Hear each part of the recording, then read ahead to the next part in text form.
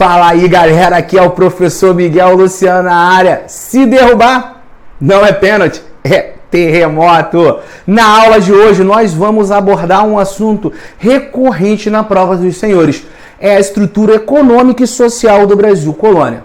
Mas antes de analisar o passado, vamos fazer uma breve reflexão do tempo presente?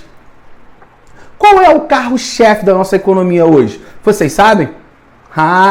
Resposta correta, o agronegócio. E logo na sua cabeça vem aquela propaganda, né? Agro é tech, agro é pop, agro é tudo. Agro, a indústria e riqueza do Brasil. Isso foi ruim para eu decorar, mas decorei. Vamos lá, rapaziada. Esse comercial não tá à toa, não.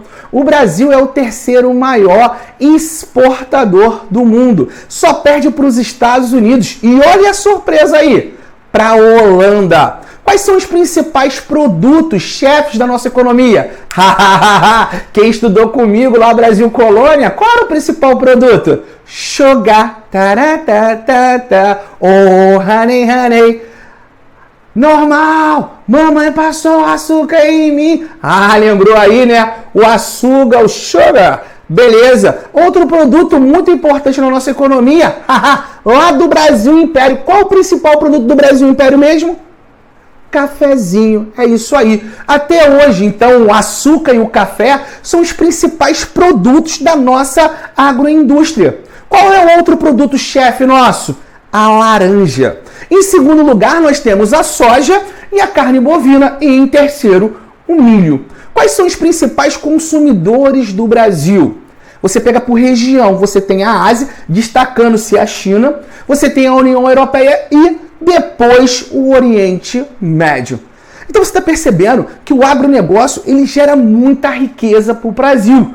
Mas calma aí, essa riqueza ela vai ser distribuída? É aí que vem o outro lado da moeda. Aí o assunto fica sério. O Brasil é o segundo maior país de concentração fundiária. Olha que interessante. 50%, isso, 50% das terras cultivadas no Brasil pertencem a menos de 1% da população. Essa forte desigualdade, marcada pelo latifúndio, vai acabar gerando conflito. Não é à toa que vira e mexe você vê nos telejornais violência no campo. Quando eu era adolescente, ficou na minha memória, ficou marcado em mim o famoso massacre de Eldorados dos Carajás. Agora, você quer entender quais são as raízes históricas desse problema do Brasil contemporâneo? Vem comigo que fica muito mais fácil. Vamos voltar lá para o Brasil, colônia. Vamos lá para o nosso processo de colonização. Vamos pegar então a economia do Brasil colônia e assim a sua estrutura social. Vem comigo. A primeira atividade econômica que vamos ter no Brasil é a extração de pau-brasil. Vamos lá. Você teve a chegada dos portugueses através da expansão marítima. E o que foi a expansão marítima? Uma expansão comercial, territorial e da fé católica. Os portugueses começaram a sua expansão marítima aqui, na conquista de Ceuta em 1415. O que os portugueses queriam? Encontrar uma nova rota comercial para chegar às Índias. Mas foi desde o primeiro momento? Não. Então, no primeiro momento, eles querem conquistar Ceuta. E por que Ceuta é tão importante? Porque é um grande entreposto comercial. Porque faz a ligação aqui do comércio conhecido como comércio transariano. Onde você vai ter aqui, gente, o comércio de ouro e de escravos, que é dominado pelos berberes, pelos islâmicos. A expansão marítima portuguesa ela vai ter muita característica da reconquista. Então os portugueses vão conquistar aqui Ceuta por fatores religiosos, territoriais e também econômicos. Só que os islâmicos, os árabes, eles vão trocar de cidade. Então os portugueses não conseguem dominar este comércio. Olha só o que eles vão fazer. Vão começar a navegar pelo litoral aqui do Oceano Atlântico. Beleza. As etapas da expansão marítima a gente já estudou em sala de aula. Para quem não é meu aluno, eu vou gravar uma videoaula só sobre expansão marítima. Mas vamos lá. Os portugueses só vão chegar aqui nas Índias em 1498. com Vasco da Gama. E qual foi o motivo dos portugueses quererem chegar às Índias? Para ter o comércio das especiarias. Olha só que interessante. Estou falando para você de especiarias, ouro e o que? Escravos. Isso são características do capitalismo comercial. Então, nesse período, para você gerar riqueza, você vai ter que comprar, trocar, acumular metais preciosos. Essas são as principais mercadorias que vão gerar riqueza. E olha que interessante, eu coloquei aqui a figura do rei, representando a centralização do poder, representando a formação dos estados modernos nacionais europeus, que já estão surgindo aí. Eu tenho como primeiro Portugal, e esse vai ser um fator decisivo para a expansão marítima. Eu tenho posteriormente a Espanha que vai chegar aqui à América em 1492, com Cristóvão Colombo, que pensou de chegar de onde? Lá nas Índias, atrás das especiarias. Mas na realidade ele descobriu um novo continente. Portugal e Espanha então vão gerar um conflito. Que conflito é esse? É por terras? Toma cuidado, não é. Portugueses e espanhóis eles estão lutando para controlar as rotas marítimas comerciais. Você tem a famosa que é a Roda do Capo. É o périplo africano que os portugueses querem defender. É essa circunnavegação que eles estão fazendo para a África para chegar às Índias. O que acontece? Você vai ter o famoso Tratado de Tordesilhas em 1494. Em 1500, vai se retornar às Índias com a expedição de Cabral para estabelecer as relações comerciais lá na Índia. Só que, meu amigo, Cabral acaba chegando aqui, que vai ser futuramente chamado de Brasil. Na época, os índios chamavam essa região de Pindorama, beleza? Chega aqui em 1500. Só que depois ele parte para onde? Para as Índias, que é o seu principal objetivo. O principal objetivo não é descobrir o Brasil, e sim chegar às Índias para reestabelecer relações comerciais com os chefes aqui locais, para assim conseguir ter de forma efetiva, para chegar à Europa, as famosas o quê? Especiarias. Porque agora, irmão, Constantinopla está sendo dominada pelos turcos otomanos, fechando o mar Mediterrâneo. Vamos lá, rapaziada, presta atenção. Cabral vai chegar aqui em 1500, beleza? E ele parte para onde? Para as Índias. Só que uma embarcação volta para Portugal para falar sobre o novo território. Nesse novo território vai ter ele descrito através da carta de Pedro Vaz Caminha.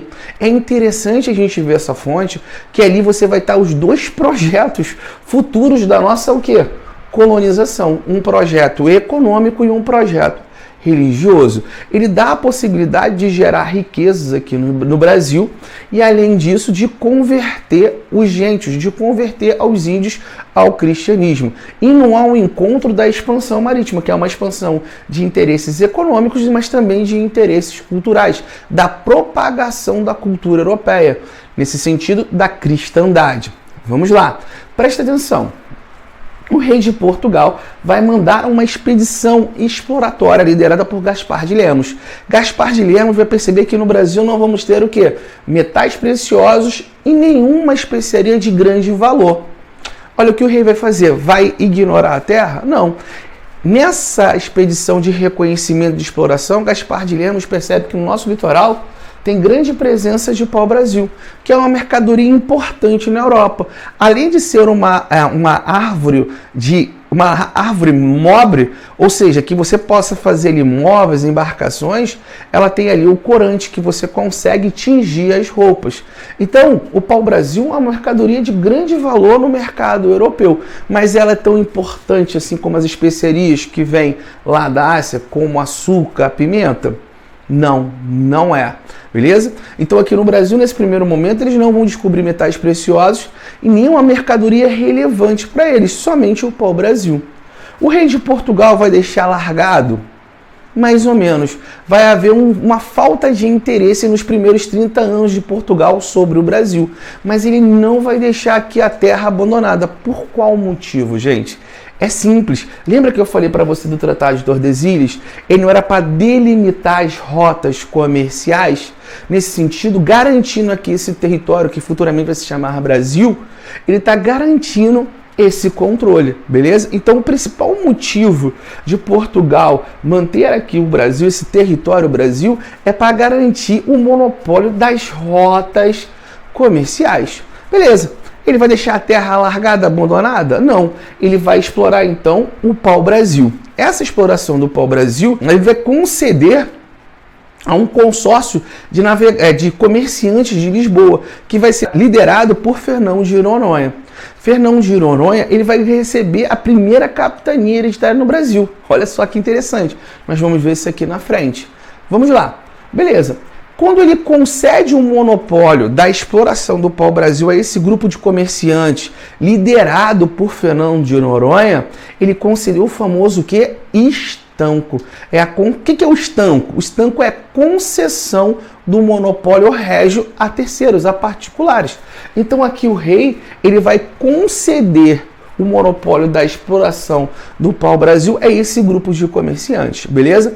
E como é que vai ser organizada essa atividade, essa primeira atividade econômica no Brasil?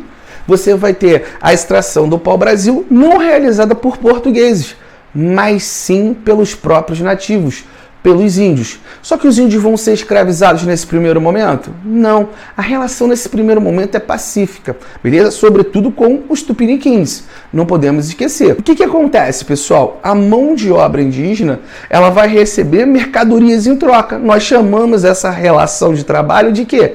De escambo, beleza? Então os índios eles vão extrair, vão cortar as árvores, vão carregar, vão transportá-la até armazéns. Esses armazéns os portugueses vão chamar de feitorias. Então essas feitorias são entrepostos comerciais e entrepostos também militares para conseguir proteger o litoral. Só que, meu amigo, você vai ter aí na expansão marítima no século XVI concorrentes como a França, a Inglaterra.